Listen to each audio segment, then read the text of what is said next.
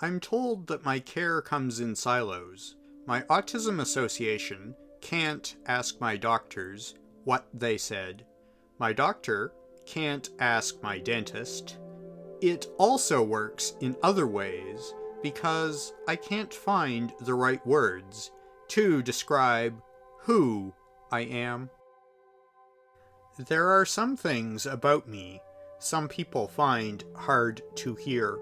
I experience differently, and this means I communicate differently.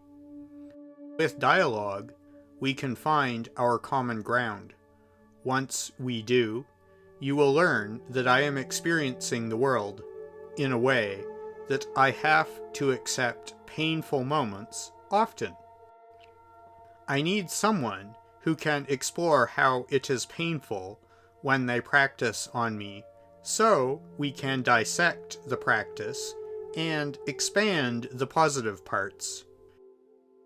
To do this, I will lead you through who I am, so that if I shut down as a patient, you can care for me properly. I look forward to learning new, even more effective ways of overcoming my challenges with touch, noise, and bright lights. To do this, I need to know we'll both be safe, and I'm going to be better at keeping you safe from me than me safe from you.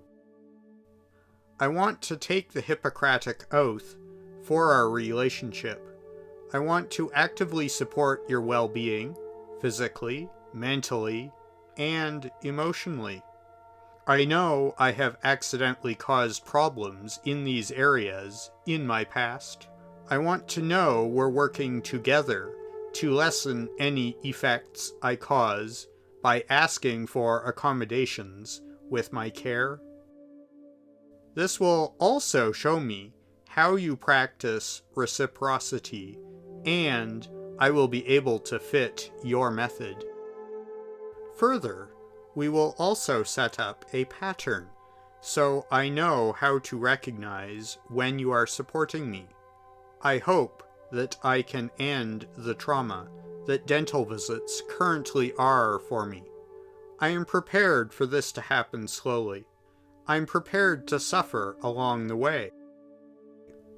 I need to show you first as a teacher, so that your competence regarding my differences allows me to be taken care of, even if I shut down, and so we can maintain a positive rapport, even if I am hurt when I shut down. Being the coordinator of my own care is good, but I only have the capacity to act as a coordinator until I start being a patient. As soon as I begin receiving care, there is a considerable risk of me shutting down. In those vulnerable moments, having been a coordinator with you will improve how easily I can change the nature of trauma, alienation, and burnout dental visits cause me.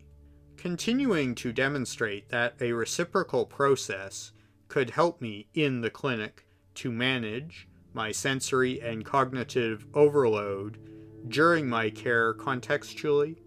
Ideally, I will reduce the overall amount of time I spend interacting with my healthcare providers due to this reciprocal process. This mutual process will increase the quality of care I receive because there will be minimal communications breakdowns. Communications will work all the time during my appointment. In summation, I will overcome the major challenges I still face at the dental clinic, if you will help me. To help me cope with difficult sensory environments, dental professionals and autism strategists have helped me assemble a toolkit, for which I am thankful. I bring a bag of items to support me in dental environments so I can function appropriately.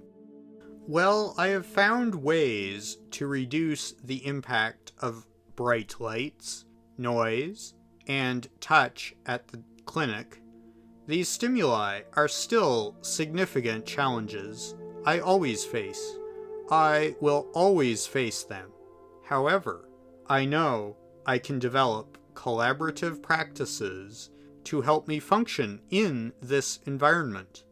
My sensory difference, as well as time, money, and communications struggles, currently cause me to shut down when my capacity to use any or all of them is overwhelmed by my environment. Our relationship is about communication and my sensory difference.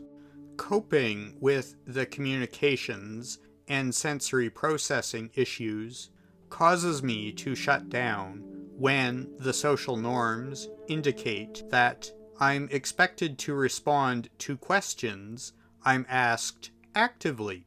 In these contexts, my thinking that underlies communications is also a struggle.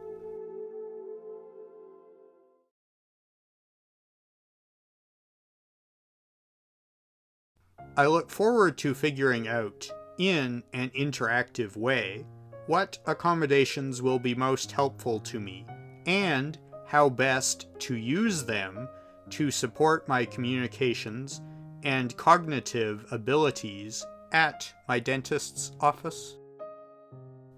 It's frightening how different my sense of touch is, especially how care providers act with the expectation that I don't experience touch the way I do.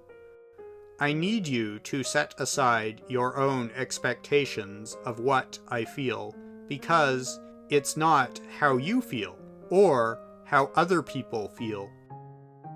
To overcome this difference, we will collaboratively explore how I differentiate between soft and firm touch, rough and smooth, pain and pressure, and more, as these change for me depending on my amount of rest, the amount of sensory stimuli I have coped with before arriving at my appointment, and the resulting amount of energy I have.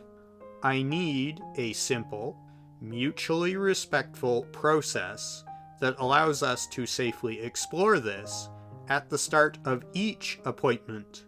We will work to alleviate my fear of your touch and help me accept, endure, and alleviate the differences I have with my sense of touch throughout my appointment. I am thankful for the good things which helped me thus far, and your continued willingness to help me improve my experience. I am still enduring, and I will continue to endure, especially with your helpful attitude. I still encounter major challenges almost every time I visit the dentist. Currently, I am experiencing more frequently inclusive care. Success is becoming more common.